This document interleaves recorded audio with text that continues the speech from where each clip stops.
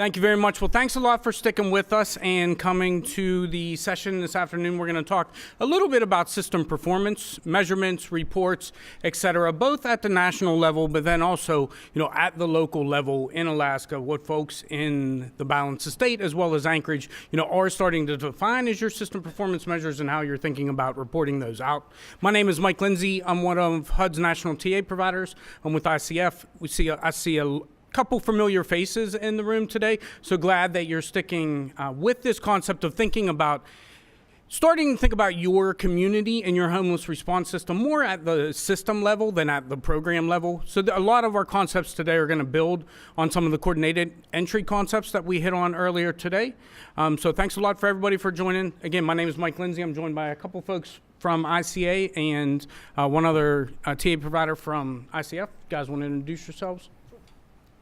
Hi everyone. Hi everyone, my name is Ryan Berger, also with ICF, providing technical assistance to both the Anchorage and Alaska Balance of State COCs. And my name is Alyssa Parrish. I am the Alaska Project Manager with the Institute for Community Alliances, and I have Zach Burgess with me and Adam Smith, both from ICA as well. Okay, thanks. So that is who we are. So we just want to see by show of hands who's in the room today. So how many folks in the room represent COC providers? How many folks in the room represent ESG providers? Great. So we have a nice mix of folks that receive some form of federal funds to support your homeless programs. Probably a couple folks that represent the coalition, maybe your local COCs, et cetera.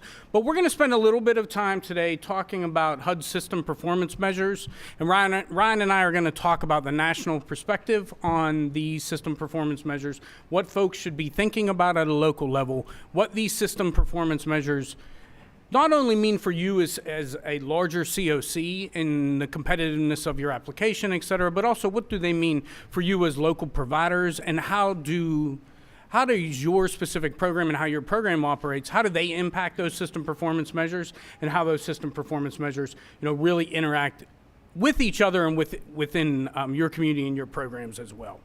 So for those folks who raise their hands, when I talked quickly about whether or not you were a COC funded program or an ESG funded program, there are a couple types of HUD reporting that you should probably be pretty familiar with. So there are point-in-time counts. How many folks in the room participate in the local point-in-time counts in your community? Right, these are critical parts of your planning process, your application process, et cetera. They're requirements of you as COCs and as recipients of COC funds and ESG funds. But then there's also the annual performance report. How many folks in the room submit APRs on a consistent basis? So we have 1, 2. So these are really program-specific reports that are completed on an annual basis for your COC-funded programs. Your ESG-funded programs submit some form of CAPER report on an annual basis. How many folks are familiar with that process? A couple folks are familiar with those. So these are very specific to the HUD-funded programs in your community. But when we start to think about the system performance measure reports, system performance evaluation, we start to think about how your community as a whole interacts with your homeless population and interacts with each other. So within the last couple years, HUD has defined the system performance evaluation techniques and reports. So just by show of hands, how many folks have become part of that process in your community? Like, is your community looking at the system performance measures or reports? Are you thinking about how your community reacts to those, how your COC reacts to those? Like, is this a topic of conversation in your community? It's becoming part of it because of the coordinated entry. So John in the back had just mentioned it's becoming part of the conversation at a local level because of coordinated entry. I think that certainly makes sense as we're thinking about developing systems of homeless care in your community. We should be thinking about how your community is evaluating itself, how you're evaluating the effectiveness of your homeless programs. So listed on the right-hand side of this slide, just want to very quickly define what those system performance measures are from the national level, from the federal level, and what your communities are required or expected to be tracking and moving towards increasing performance at your community level. The first one is length of time homeless, the period of time that an individual or a family is actually homeless in your community, whether that's on the streets, in emergency shelters, or in transitional housing programs. The next is returns to homelessness. So as somebody moves out of their homeless crisis, out of the shelter system, out of a transitional housing program, moves on to a formal permanent housing, subsidized, unsubsidized, or with family members, how often do those individuals or families need access to the homeless services, again, essentially recidivate back into your homeless programs?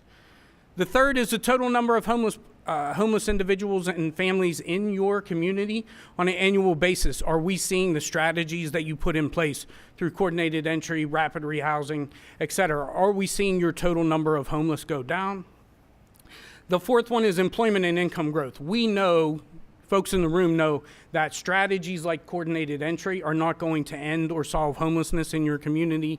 Getting access to resources, employment, education at the youth level, extremely important to developing, a stronger base of homeless services in your community. The fifth one is persons who become homeless for the first time. So we talked earlier today about, building prevention strategies into your systems, building diversion strategies into your systems, to keep individuals or families from ever really needing to access homeless services. This measure certainly starts to look at how many newly homeless you have in your system, on an annual basis. The second and last one is homeless prevention and housing placement of persons defined by Category 3. We're not going to talk too much about that today. Hopefully, as time goes on, we'll start to see communities, be able to meet that threshold to serve those populations. But at this point, we don't see any communities across the country that have the flexibility of using their funds in that way up till this point. And the last one is successful placement from street outreach to permanent housing. Anybody in the room operates street outreach programs in your community or familiar with street outreach programs in your community? Okay, so we have a couple folks in the room. HUD's really putting an emphasis on those street outreach programs. If you go back to the session we talked about earlier today, really defining those paths to permanent housing out of street homelessness, in a more direct line, in a line that doesn't go through a shelter system for 6 months, then into a transitional housing program for 24 months, really defining a clear path in your coordinated entry environment to tap those street outreach programs directly into assessment processes, referral processes, et cetera. So I already talked briefly about this, but the system performance measures are statutorily required by the Hearth Act in 2009 for all communities across the country. The system performance measures support HUD's goal of helping communities move away from a program-by-program model of providing services or a person-by-person model, really starting to look at the system as a whole and defining and developing a full homeless system of care within your communities. The system performance reports are generated directly from your HMIS system, so we're going to hear a little bit more about that later in the session. But this clearly defines where we see HUD moving. So they're using the system performance evaluation or the system performance reports and measures in your annual application. They're expecting communities to be able to report on those reports on an annual basis, specifically out of your HMIS system. So at the end of the day, only data that's in your HMIS system will populate those reports, and your communities are going to continue to be evaluated on that on an annual basis during HUD's NOFA competition. So how many folks are familiar with that process and that competition? This is going to be a critical factor moving forward. We've heard pretty clearly from the federal level that system performance measures are going to be increasingly a larger part of the application process on an annual basis. A lot of communities get kind of tied up in the concept of system performance measures or show some concern that folks in Anchorage may be compared to LA or Baltimore, Philadelphia, the balance of state in Idaho. And I think we're seeing at the national level that that's just not how HUD's going to evaluate system performance. They're going to look at your specific performance and ensure that you're taking steps in the right direction and that you're increasing your performance based on yourself, not necessarily based on other COCs across the country. So again, HMIS participation, absolutely critical to high system performance measures. We certainly expect that to continue as time moves on. So at this point, I'm going to transition and turn it over to Ryan. And Ryan's going to talk a little bit more about the specific measures. But as we go through this discussion and through these measures, think about what these mean in your community, right? We want to see, length of time going down, but we also want to see recidivism going down as well and placement rates going down. A lot of communities are misunderstanding the way to apply system performance measures and are starting to think about strategies that just shorten the amount of time that folks spend in an emergency shelter or in transitional housing program without putting that additional effort into looking at those recidivism rates and those positive placement rates and ensuring that those placements are actually a positive response for a single individual or a family, and ensuring that those are long-term placement rates so that the recidivism rate doesn't go up at the same time. So just think about that from a local level as we walk through today's discussion. Thanks, Mike. So there's a lot that we could talk about with regard to system performance measures. Again, Mike mentioned that these are required by law, the Hearth Act of 2009. We're only actually in the second year of submitting these, so you can certainly tell that HUD was thoughtful and deliberate about how to actually put these into practice. So we're not going to go into too much detail about how to actually develop the calculations or go into the details of the programming specifications, and that's for two reasons. The first is that the Alaska ICA team mostly takes care of that for you. So again, recognizing that the system performance measures themselves are generated from HMIS. So as long as you're entering complete and timely data that's of high quality, you're doing your part if you're a system, if you're a service provider. I think the other reason is to John's point earlier that through things like coordinated entry planning and development, it's much more important and much more, it's a higher priority for us to be thinking about what does the data tell us and how can we use that to inform our decision-making process. So we want to sort of stay out of the weeds this afternoon and keep it at a higher level, again, recognizing that most of the system performance calculations and submission is either done from your HMIS implementation or by the ICA Alaska project team. We did want to just spend a couple of minutes just again reviewing what the measures are, how you, what they're measuring, sort of the universe, the parameters of the reports themselves, and start to think about why they're being measured and how you can use them in your planning processes. So again, there's about 7 measures. Each of these measures has additional metrics. That's about as deep into the weeds as we're going to go for the purposes of today's conversation. But the first measure is again, measuring length of time homeless. And this is going to be including both folks who are unsheltered, so on the streets, as well as those who are experiencing sheltered homelessness. So those who are staying in an emergency shelter, in a safe haven, or in a transitional housing program. So again, this is simply measuring the length of time in a number of days that somebody's experiencing homelessness over the course of the reporting year. Obviously, the goal is to reduce this number as much as possible. Think about how we can stage housing interventions farther upstream. Think about making quicker connections to permanent housing resources. This is actually measuring both the average and median lengths of stay, and I think just looking at those two metrics can actually tell us a lot about how the system, how a community's system is actually operating. I think for both Alaska balance of state and the Anchorage continuums, the average is about 3 times what the median is, which tells us that there's a couple long-term stayers in emergency shelters that are dragging the average number of days up, even though for the most part people are staying around a couple of weeks in shelter. So we can think about, is there a barrier on the back end that's keeping people from moving out of shelter more quickly, and we can dive into the data and start to use that for some planning purposes.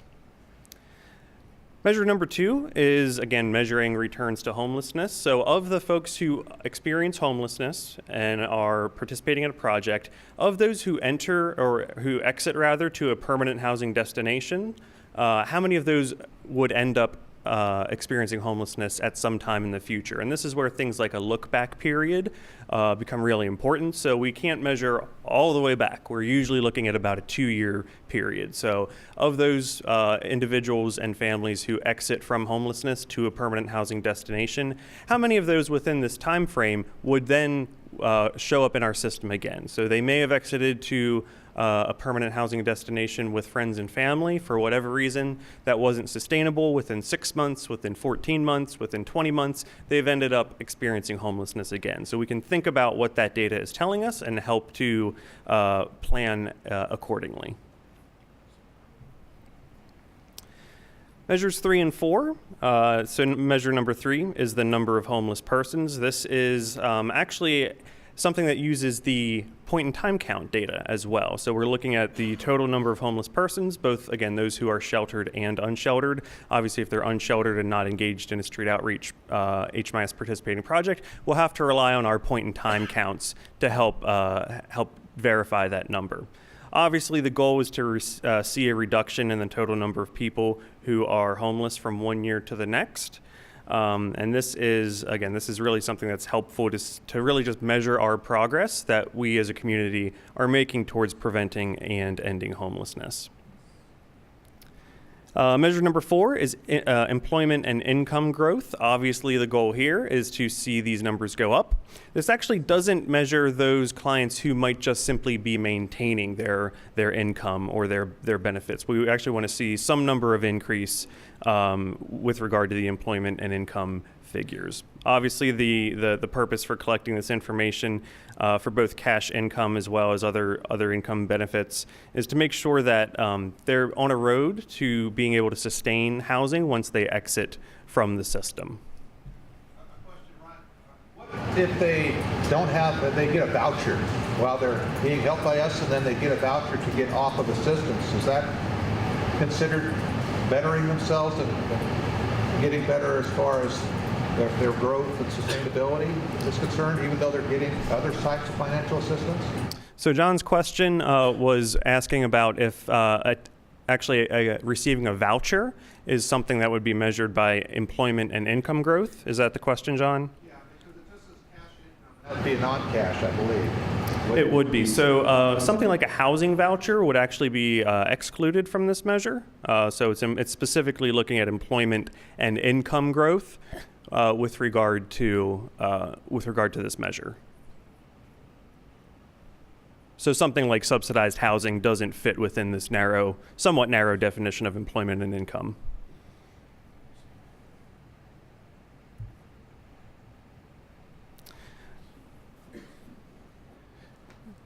So measure 5 is, again, another measure that actually uses a look-back period. So measure 5 is the number of persons who become homeless for the first time. Again, we can't measure all the way back. If I experienced homelessness in 2005, that's not something that's going to show up necessarily on this measure. So we're going to use this look-back period, usually of about 2 years, to measure the number of persons who become homeless for the first time. Clearly, the goal is to see this number go down. We want to make sure that fewer people are experiencing homelessness for the first time on a year-to-year basis. Again, Mike mentioned this a few minutes ago, but I think it's worth restating that this is, at least at this point in time, this isn't something where Anchorage or the Alaska Balance of State is being measured against other communities across the country. HUD's really encouraging you to use this data to track your own performance and measure your own improvements on a year-to-year basis.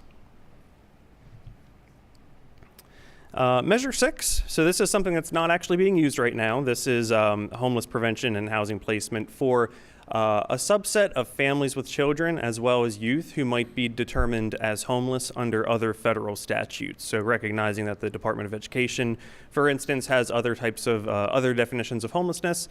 No community is currently operating under those types of definitions. So this is not actually a measure that's been operationalized, at least as of this year.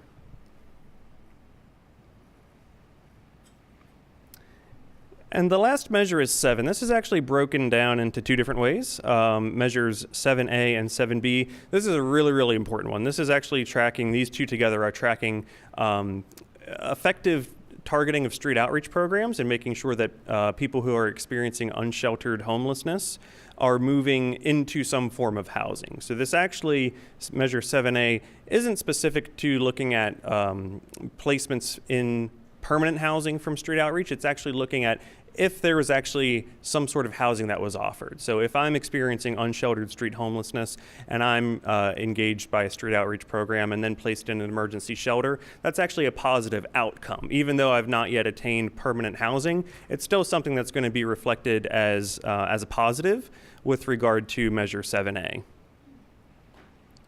And quickly on Measure 7B, this is successful placement in or retention of permanent housing. So whereas 7A is more general, if I'm moving up in the system, am I receiving shelter or where I might not have been previously, Measure 7B is actually more specifically looking at placement in permanent housing. So this would be your rapid rehousing resources, your permanent supportive housing resources, or other non-COC funded permanent housing placements as well. So this is the big question, and I think we heard from John, probably others as well. I think the big question is, how are communities actually utilizing this data? Again, this is something that's telling us information about our system, not necessarily individual projects.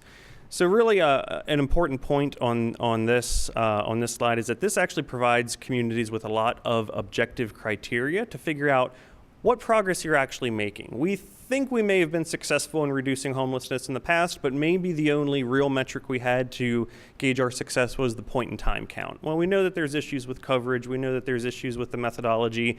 System performance and relying primarily on your HMIS implementation to generate these figures really provides communities with a lot of objective information on which you can base your decisions.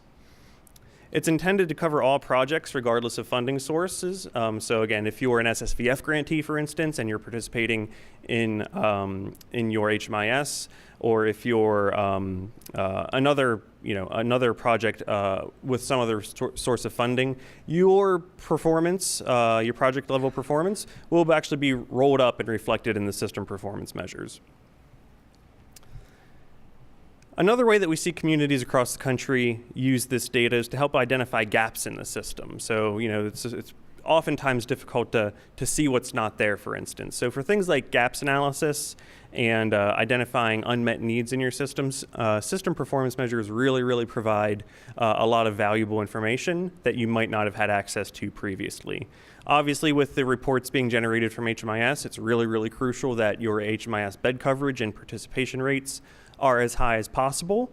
But again, the instance or the example of your median length of time in an emergency shelter being that much higher than your average being that much higher than your median can tell us some important things about how our system's operating, where there's roadblocks, where there's bottlenecks, where there are a lack of affordable or permanent housing. So it can tell us a lot of information that we simply might not have had access to in the past.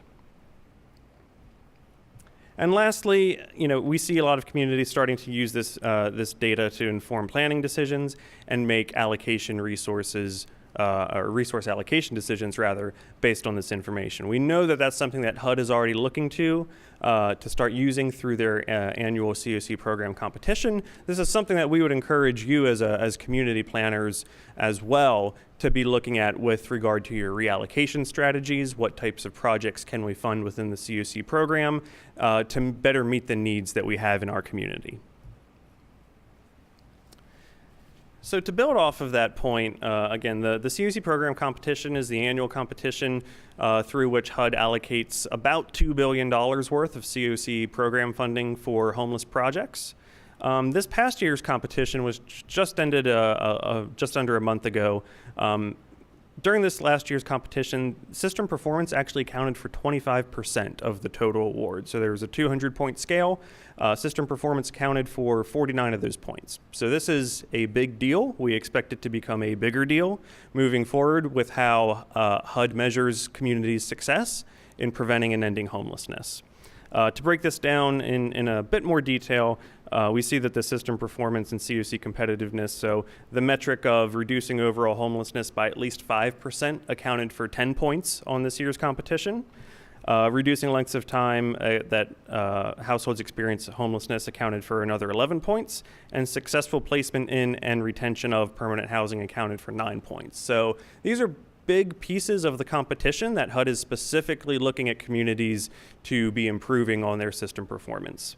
And not just in addition to making Alyssa and Zach's lives easier, data quality also counted for 6 points on the competition as well.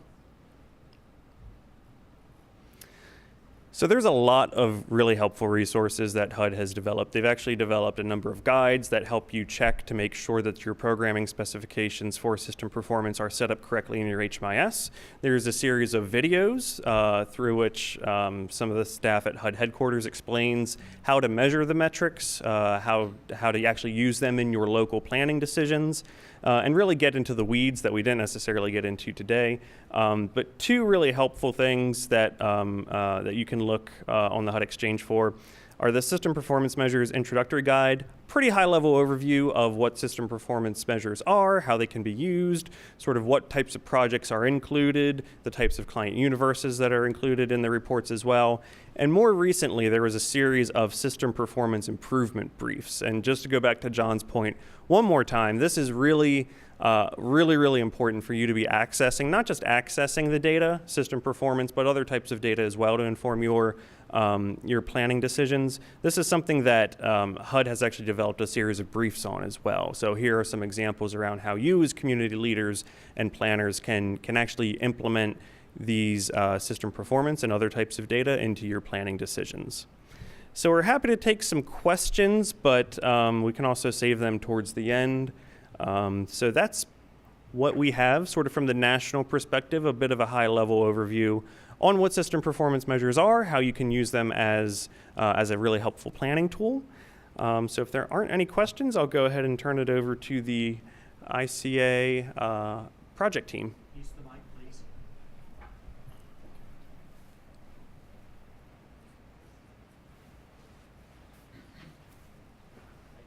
I just had a question about Measure 4. So if it doesn't recognize vouchers as an improvement in income, does that recognize securing Social Security and disability income? Are those are valid sources? So where does the line get drawn then? Like that seems like a bit of a kind of like hair splitting. I mean, So I don't know if ICA will get into these as well, but they're actually pulling directly from the HUD HMIS data elements. So those data elements, I'm not sure offhand which ones they are, but there's income and employment data elements that would be used to calculate those increases. I don't think that vouchers is a response category for income and employment. So a little bit of hair splitting, but there's actually probably at least a dozen sources of income and employment growth that would be measured within the larger system performance measure. The line is really, can you buy groceries? Is it a cash source of income? Like a voucher helps supplement your income, but it's not cash. So that's the difference. That's the line. Well, it's wrong. Hey, I'm just the messenger. I know. Whoever we have to talk to, because it's actually an improvement in a person's life, getting a voucher and being able to be sustainable. It absolutely is. I'm not going to get into that piece, although I already did. The measure on tracking, I think it's going back to being homeless again. You had mentioned a 2-year cycle. So when do we start tracking that? Is it 6 months, a year? When do we start to track it and put it back into the system so that they can see that we've been tracking it? So that's not necessarily something. So there's a couple of questions I think I heard, John. So the returns to homelessness are actually measured at a 6 to 12 month time frame, as well as a 13 to 24 month time frame. You don't necessarily need to go back and update a client's record to reflect that, although, I mean, that's really where the issue of data quality comes into play. HUD's not looking for you to go back and retroactively update a client's record, although you can if there's bad information in there from the past. I hope that answers your question. Can you hear me okay? I'm sorry? How would they know? To the system. I mean, that they're not homeless again if we don't enter it in, that we practice. I'm not sure I understand the question, John. I'm sorry. You talked about following up being that cycle. If we don't enter anything into the system showing that they're still housed, you know what I mean? How do we show that they're still housed? We're just going to say, hey, they're not. You just they're assume. housed, they're not homeless anymore. Yeah, if they have an exit date from your rapid rehousing project, and then within 6 months to 2 years, they don't end up back in shelter, they don't end up back being served by your rapid rehousing project, it's an assumption. It may not be a great assumption, but it is an assumption that they are not experiencing homelessness. I mean, they may have moved to Seattle and they're homeless in Seattle, but for the Alaska Balance of States performance measures, you can't measure what you don't have in your system, essentially. So, Ryan, can we just circle back to the income one just quickly for clarification? So the measures that have been talked about, and specifically related to Measure 4, the one thing about Measure 4 that is a bit idiosyncratic in this process is Measure 4 only applies to a subset of the continua or the system as a whole. It only applies to the programs that get HUD Continuum of Care funding. And so it's a little quirky that way, that it's just looking at those programs and whether or not they're helping people gain an actual income, whether it's from Social Security or a job. And I think that part of that is because there's a string attached to those programs to do just that. So keep that in mind, that one's a little different compared to the other measures. yeah. Thanks, Adam. I think that there's 2 points, right? So each measure is going to have a different both client universe and applicable projects. So depending on the measure, depending on the thing that you're trying to, the question you're trying to answer, you're going to be pulling in either different groups of projects or different groups of people to inform what that measure actually is. Did you have a question? I don't know that we're unique. First City Homeless Services in Ketchikan, we are just now trying to pass the tests to get into the system. But based on what I heard you say and all of the slides that I looked at, it's a little bit depressing for me because it's all based on did they get into housing, and we are working with a unique population of chronic homeless inebriates who probably are never going to get into housing. And plus, we don't have any housing first in Ketchikan. We don't have housing that would be made available to this group of people. So what am I performance measuring other than the number of people that are increasing? So far, we've seen 280 people this year, and they're not going to get housing. So I guess it's all part of the learning process. It is, and I would say that it is kind of depressing for you, but I'm just being honest.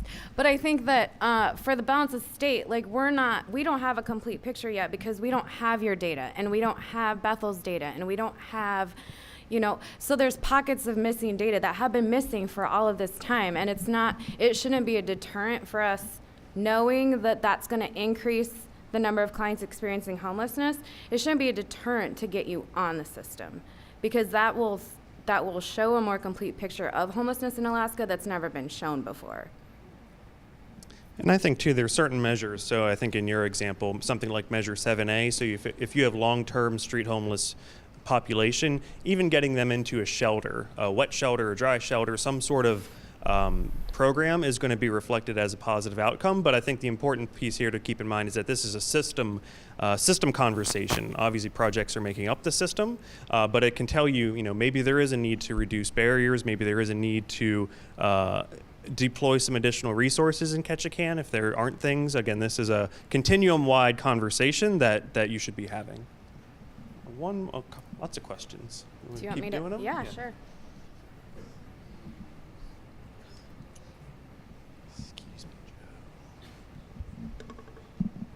Well, my question is going back to I think connected with the other question from the gentleman about keeping track after your clients have left your program and you've entered their information in the system, I guess I understood that we don't go back to our client list and our folders and check 6 months later, make a phone call to see if they are permanently housed.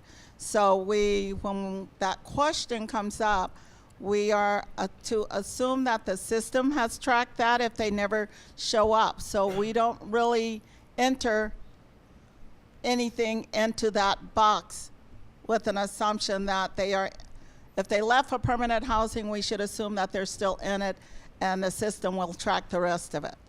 Right. Is that correct? Right. So one of Okay. the things that Ryan said was that the system performance measures are reports that are run out of HMIS, and your projects are one component of a larger system-wide report that's pulled. So you have one part of the whole picture. So if the client did exit your project and then 6 months later end up at BFS, the report will be able to see that, but you don't have to do anything in that client record to show that.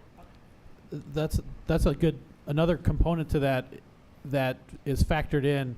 A lot of providers for many years to get their funding, you would, and maybe even to this day, there's a lot of local funders, United Way, for example, when you're talking about your performance measures within your project, a lot of it's self-report. And so you get to, do basically your own scoring on this thing. One of the nice things in our position as the data folks is that system performance measures, you don't have really any control over what's being reported because the database, to your point, does it for you. And so we see that on a bigger picture level and can report it on the system as a whole. And so there's not a lot of ability for people to kind of game the system, if you will. But if you want to know really your true granular level success, this doesn't necessarily help with that particular process. And I think that's one of the struggles, and I'll talk about that if we have time later today, to talk about how you can think about your program's performance in the bigger picture vein of system performance measures. So I had a similar question though. I'm with permanent supported housing, so I don't have a lot of turnover. Occasionally clients do move on into other housing. Most of the time it's in a better, moving up in the world, more stable. So if we have them in HMIS and then they move out and they are doing great and then they don't do so well and they're using other services which are reported into the HMIS, is that going to reflect badly on my performance measures because I did not keep them in permanent supported housing?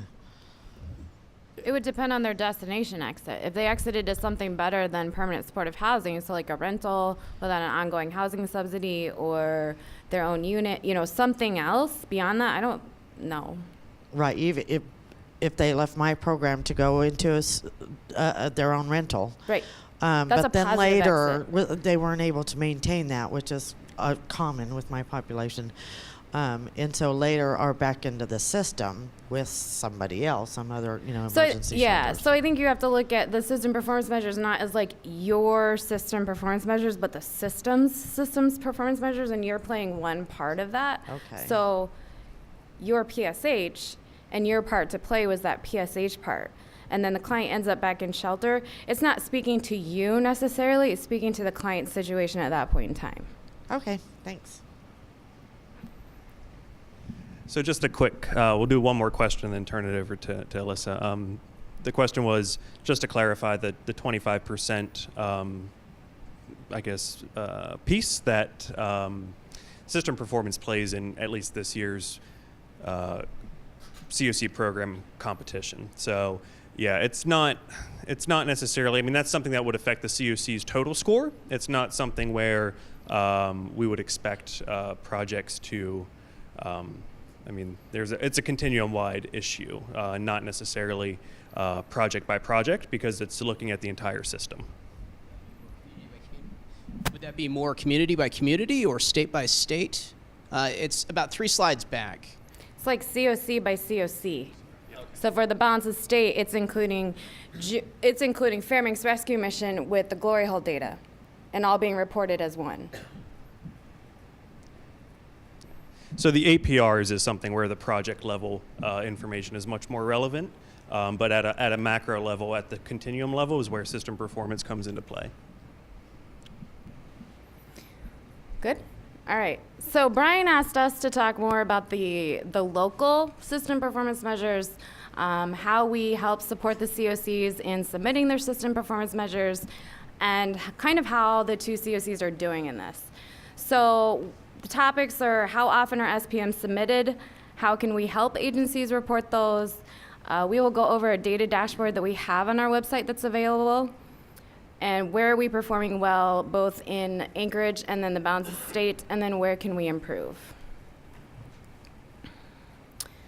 So SPM submissions are submitted to HUD for the time period of 10/1 to 9/30 of any given year. We've done 2 of those. Those submissions are done once a year, but really this is a year-round process. So you know when you get an email from us and it's got your data completeness report on it, and we're asking you to look at it and look at that missing data and the null missing values, this is a large reason why, because we don't want to get to the end of this time period and be racing to the finish to clean up a year's worth of data. So that's why we really submit or send those data completeness reports to you on a bi-monthly basis so that you can be looking at that over time. Not only data completeness, but we're also looking at data quality, so making sure that clients who are being served in your projects are entered into the system in a timely manner, as well as those who have gone from your project are being exited from HMIS in a timely manner. And then data quality, so just making sure that what you're entering into HMIS matches what you're doing in real life and those clients. So Adam was going to kind of talk about agency level or project level system performance, because that feeds into these larger system performance measures.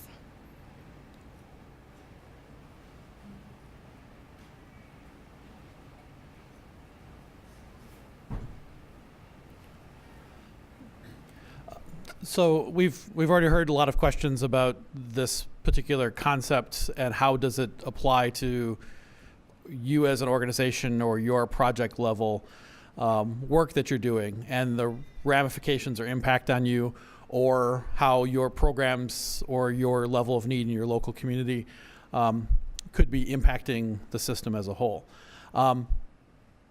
And it's good to think of it that way, but it's also really important to note that because it is system level and not project level, you have to be really cognizant that it's not necessarily measuring what you're doing on your own local level in your projects. So it's really important to think of it in that appropriate context. And one of the things that's going to happen over the next couple of years here, as the communities start to become more familiar with the concept of system performance measures, you're not going to stop asking questions, and you're not going to want to know less about what's going on in your agency or your community. But what's going to happen is we're going to have to work with you to come up with ways to see how your individual data plays into the system as a whole. Because the way in which HUD has set up the system performance measures, they have very prescribed reporting specifications when it comes to how the data are reported out of HMIS and submitted. And that means that there's limitations to what that particular report shows. In other words, it's not going to show that, for example, the bulk of the first-time homeless people are experiencing homelessness in Fairbanks and are being served by the Fairbanks Rescue Mission. I'm just throwing that out there, not that it actually happens that way. But that's the type of data that you're going to want to know about in order to make more informed decisions. And so given the geographic scope of the state, you're going to probably want to know about the stuff on a local level. But and trust me when I tell you we're going to get there, but what we have to do is we have to build up the capacity in the system for some of these data points to really make sense first. And that's where increasing bed coverage across the state and key communities for shelter, for example, is going to be really important over the next couple of years in order to give us more accurate data. But the one thing that the system performance measures will do as well is there's going to be a system-wide average that you're going to see in terms of what rate we're getting at. And we have some data we'll show you later. And that can be your benchmark that each project within a particular category should be expected to achieve. And so it can be used that way. And the best example is to circle back to the question from the very beginning about income. There's going to be a rate at which the COCs have achieved earned income or some type of income for households. And if you decide to use that particular rate as the expected minimum threshold for each of the projects in your continuum of care that are receiving funding, that's a pretty common approach that's happening across the country right now, as one of several ways to measure program effectiveness and efficiency. So there are some ways that you can use the data to measure yourself against the system as a whole, but you can't just look at that number and know what part of it is your share of it, if you will. So keep in mind that we are going to work with you on an agency by agency basis to improve your data, but there's going to be some work to be done to get to that particular point. Then we can look at, depending on the capacity of a local continua, we could parse out the data and look at, say, the Fairbanks region and see how their data looks as a holistic system if it were to, say, it be a standalone continuum of care. But that's not going to necessarily mean that the COC as a whole or overall is doing extremely well if one part is doing well, but the other parts are maybe struggling, just as an example.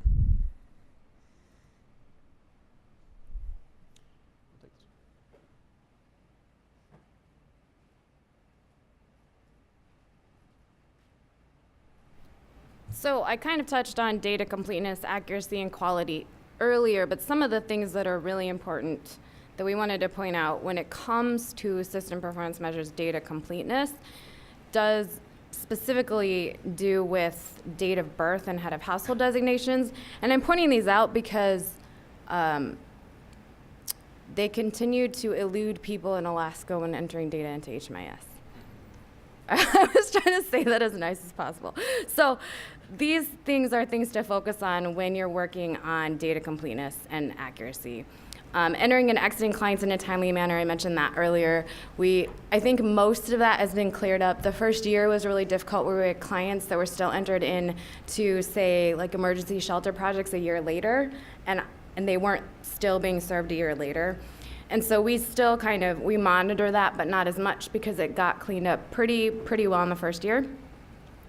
Income at entry and then increases in income at annual assessment for those COC funded projects, those are not necessarily done in the most intuitive way in the system. And so we continue to work with those entities to enter that data correctly in HMIS. Correcting duplicate entries, so that's something that we've worked with. There were a lot of overlapping entries in the first year when we submitted system performance measures with mostly shelter, where people, it went back to the whole exiting clients in a timely manner. So you had a client who had an entry from January to March, but then they had another entry back in February, and that's an overlapping entry, and so it was causing an error on that report, and so it was just completely throwing the client out, and so we were working through those. And then accurate destination data. So that's something that we've worked with shelters on significantly, and I'm looking at Austin because we worked with him on that a lot with, a lot of times with mass shelters, you don't know where clients go because they just up and disappear and they don't tell you where they're gonna go. And that, that's real life, that's what's happening. But for those clients that you actually know where they're going, we wanna make sure that we get that accurate destination data because that's important too. So Zach is gonna go over our system performance measures dashboard that is on our website. And I'm gonna kind of talk with him as well. I'll show you how to get there. This is publicly available. Can I click on it there? You're gonna have to exit out of the presentation mode. Okay, I can't just drag it over.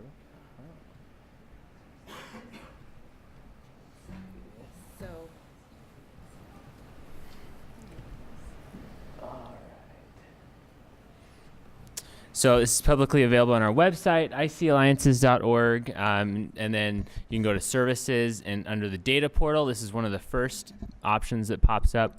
And I'm going to turn it over to Alyssa so she can tell you about it. What? I think Adam could tell you about it more because 2 of his staff worked on it. But we have all of the different COCs that we work with on this Tableau portal. And so basically, you just go in and you click on the COC that you want to kind of explore your system performance measures for.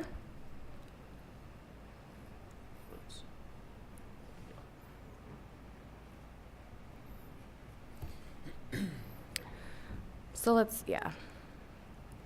And then there's a tab that says System Performance Measures, so you go. And this is a year-to-year comparison. So I said earlier that we've only done 2 submissions for 2 fiscal years. So this is reporting on the most 2 recent fiscal years, which are the only 2 fiscal years so far. So this is for the Alaska Balance of State. And so the other slides in the presentation are really going over how we're doing. So where are we not doing so well and where are we doing well? And I'm just going to lump that into here because this is the visual that kind of shows you. So for the balance of state, we'll go through those first. This is the total number of clients experiencing homelessness. And so you see that for fiscal year 2015, there's a number. And for fiscal year 2016, it did increase slightly for those in shelter. Alaska doesn't have any defined safe havens, and so those numbers are always going to be 0 unless we ever get funding for safe havens. And then transitional housing for the balance of state also did increase slightly. So an increase, by the way, is bad. New clients experiencing homelessness. So we have another increase slightly from fiscal year 2015 to fiscal year 2016. So again, that's not good.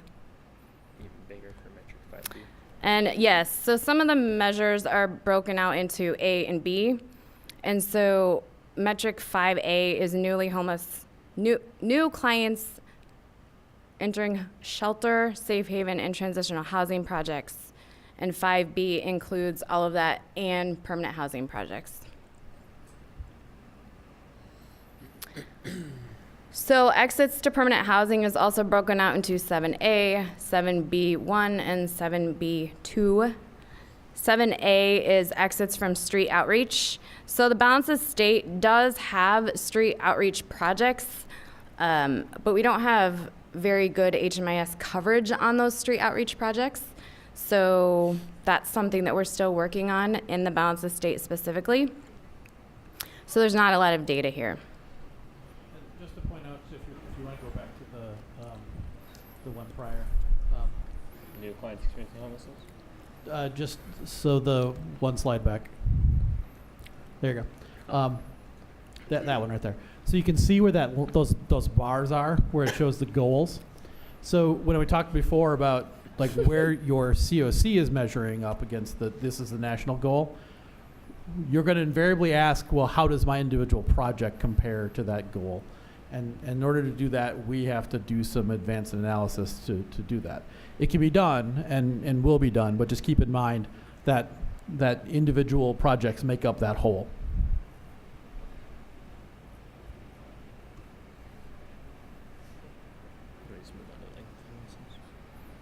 Exits from residential settings, so recently from shelter and transitional housing to permanent housing. These numbers stayed fairly static from fiscal year 15 to fiscal year 16. Length of homelessness, so Ryan was talking about the median versus the average, and you see that the median is, I can't read that first one, 20, and it went down to 14.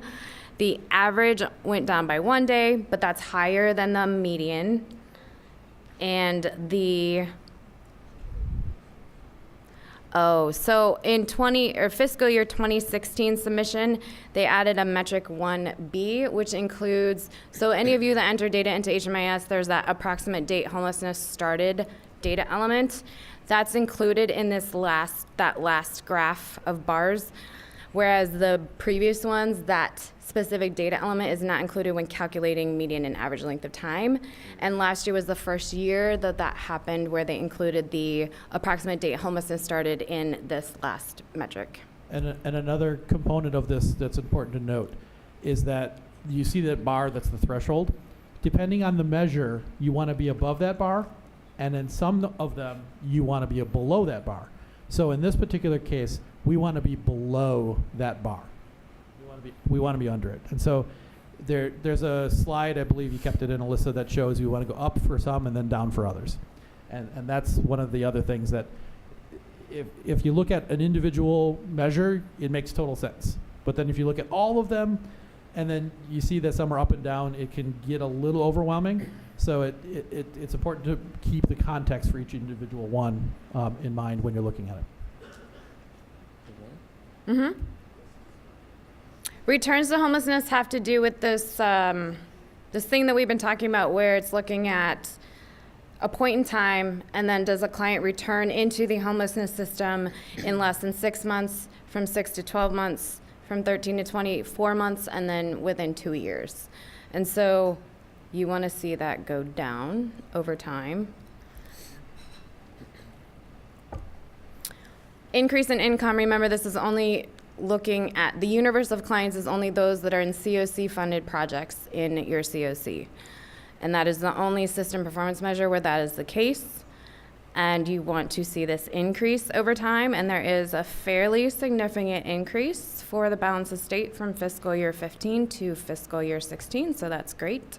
I don't know, I will qualify that I don't know if that's because the data quality got better from fiscal year 15 to fiscal year 16, or if that is a true improvement in the client, like true clients that are being served situation. It could be both. Cool. Oh, that's it. Do you want to look at Anchorage at all? Yes, we want to look at Anchorage too. Okay. They were in the wrong order. Okay.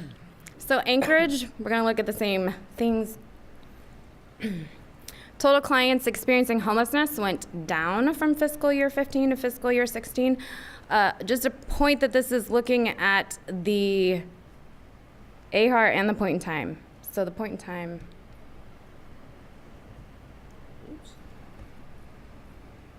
The AHAR is a year-long count. The point in time is a one-night count. So that's the difference. New clients experiencing homelessness also went down in Anchorage this year, or between fiscal year 15 and fiscal year 16 for both metrics. Exits to permanent housing is kind of all over the place right now. So we have for 7A, Anchorage also has some street outreach. There's not full coverage for street outreach in Anchorage yet, but that's a conversation that continues to happen. What do you mean by there isn't full coverage? It means that there are projects that are doing street outreach that aren't entering that data into HMIS. So there is a project that is entering data into HMIS, but it's not entering in what we call universal data elements, which are those data elements that are required by HUD to be entered into HMIS for any project that enters data into HMIS, regardless of their funding. And so that's a conversation that has been started, but it hasn't finished yet. Repercussions for not fulfilling that obligation. For those that receive the for those that don't get funding, there aren't any, but you're not getting a whole picture of the homelessness situation in a community if you're not getting that data. Are you talking like that's what the recipients? Heart. Talking about heart.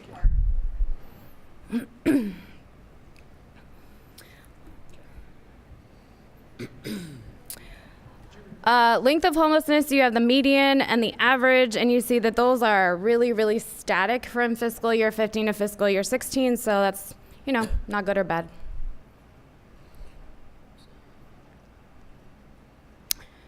Returns to homelessness is kind of a little bit, why does that look like? It's static or actually increased a little bit. And then increase in income for COC funded projects. Earned income went down a little bit. Non-employment income, so that could be SSI, SSDI, child support, alimony, those increased. Total income increased. Oh, and they also separate that between adult leavers and adult stayers. So leavers are those who exited the project within the reporting period, and stayers are those who remained in the project at the end of the reporting period. Cool. So overall, if we go back to the slide deck, I guess.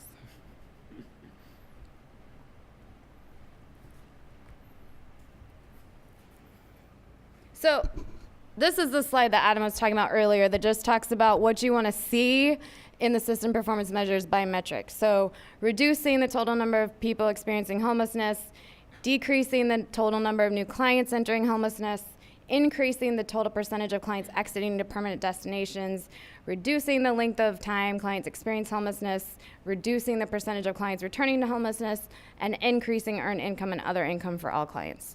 So you've got lower, lower, upper, upper, lower, upper, you know.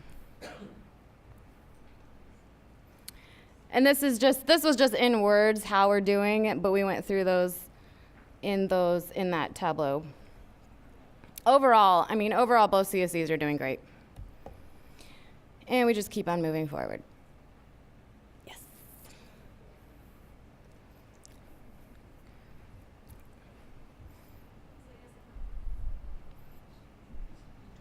Okay. So I guess I have a couple of questions. One, does it skew your numbers as you keep adding more entities? Like if we come in, and then we also have a different model. We have one full-time day shelter that runs 12 months of the year, and then we have a seasonal shelter. So everybody enters in November 1st and everybody exits March 31st. Does that skew your numbers too? What skews the numbers is actually increasing participation in HMIS. Mm-hmm. And what we've seen across, and I think there is some balance of state numbers that at the beginning of the dashboard, the increase honestly I think stems from increased HMIS participation. Okay. So that's where we need to get to a certain level and maintain that consistent bed coverage so that we can really compare to year. There's a flaw in HUD's scoring metric when it comes to this. We work with 35 COCs across the country, and we have seen in Continua where they've added beds to HMIS, which is what they're supposed to do. They've added numbers of people to the homeless population, so they've got this increase. And so you can explain in the narrative like why that happened, and as long as HUD gives you the ability to explain in a narrative that the increase happened in large part because of HMIS and participation, that shouldn't work against the Continua until it gets to a certain level. Okay, but we're not part of a continuum, but we're still going to access the database. Yeah, well, and that's when I talk about the Continua, we're not talking about just the funded agencies, but your data as a whole. So you're talking about the system level. The system, yeah. So your programs in Ketchikan are going to be part of the balance of states data, even if you don't get any HUD Continuum of Care or HUD ESG money. And that's where HUD's really done a pretty good job of kind of catching you coming and going. A community can't just have really poor bed coverage at HMIS and score well in the system, because they also ask for bed coverage in the system. They don't ask for it in system performance measures, although in my mind they should, but they ask for it overall. And so you get scored on that, but then you also get scored on the metrics in the system performance. And so that's where the challenge comes in, is that we want the data holistically so we see what the level of need is, and then we can address the need where it's happening and come up with strategies to fix it. So that's going to be the case for a while until we get the bed coverage up to where it needs to be. Thank you.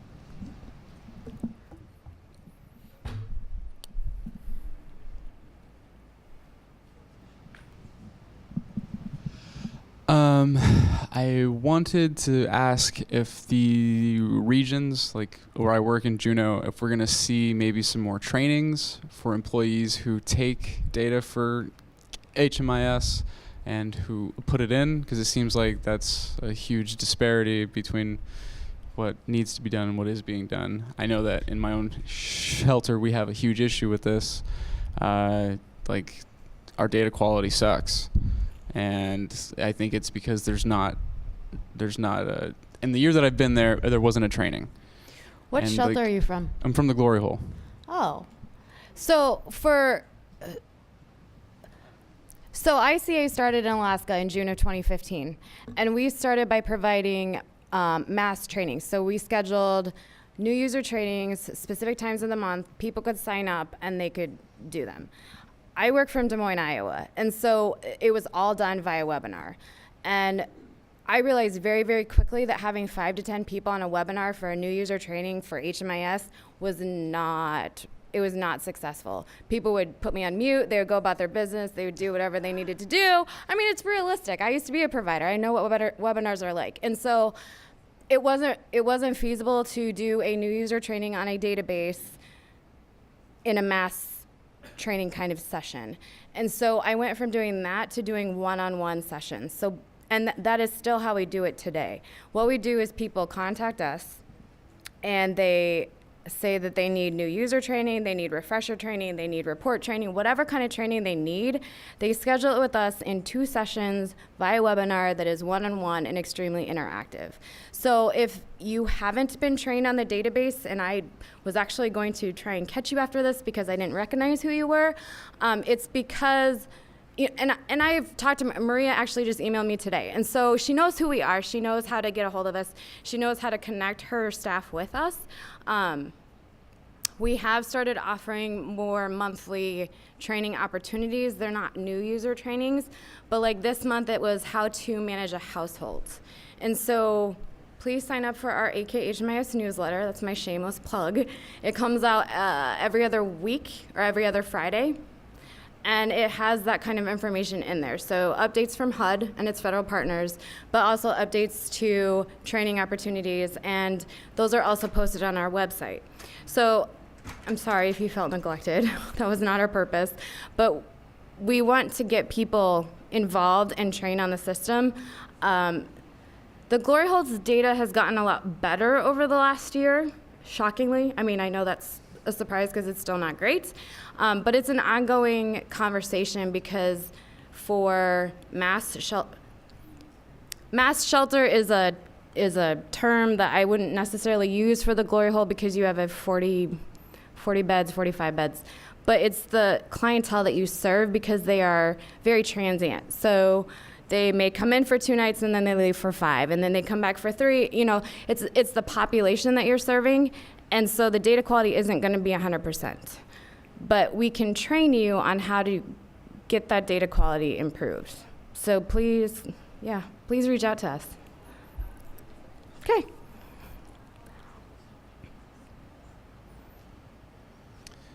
So any other questions either at a high level on the system performance or for your HMIS leads? I'm not sure how we are on time. 4 minutes, right on schedule.